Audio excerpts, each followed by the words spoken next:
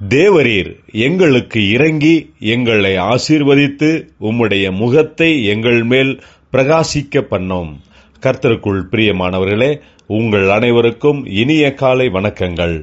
இன்றைய வேதவசன தியானத்திற்கென்று நாம் தெரிந்தெடுத்திருக்கும் வேத பாகமானது சங்கீதம் 65:4. உம்முடைய பிரகாரங்களில் வாசமாயிருக்கும்படி நீர் தெரிந்து கொண்டு சேர்த்து கொள்ளுகிறவன் பாக்கியவான். உம்முடைய பரிசுத்த ஆலயமாகிய உமது வீட்டின் நன்மையால் திருப்தியாவோம். பிரியமானவர்களே, இன்றைய வேத தியானத்தின் தலைப்பு பாக்கியவான்கள் என்பதே.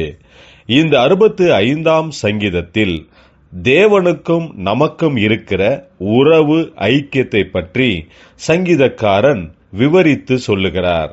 கர்த்தர் தம்முடைய ஜனங்களை தெரிந்தெடுக்கிறார்.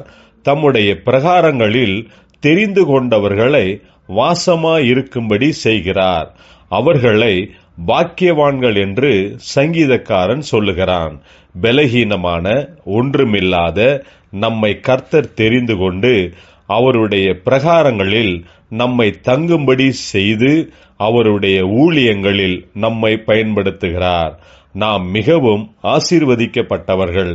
நம்மை கர்த்தர் தெரிந்து கொண்டிருப்பதின் நோக்கத்தை நாம் சரியாக உணர்ந்து கொண்டவர்களாக கர்த்தருடைய நாமத்தின் மகிமைக்கென்று செயல்படுவோமாக. ஜெபிப்போம்.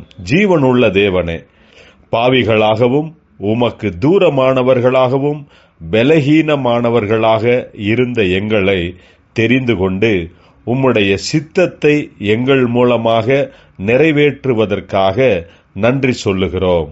இயேசு கிறிஸ்துவின் நாமத்தில் ஜெபிக்கிறோம் நல்ல பிதாவே. ஆமேன்.